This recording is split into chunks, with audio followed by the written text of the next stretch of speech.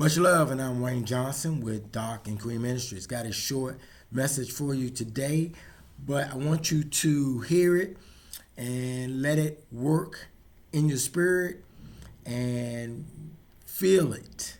Feel it. We're going to come from 2 Thessalonians chapter 3, verse 5, easy to read version, and here we go.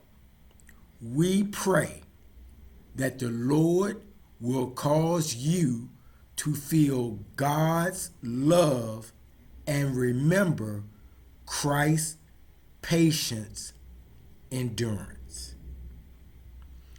We pray that the Lord will cause you to feel God's love and remember Christ's patient endurance. Take care. God bless.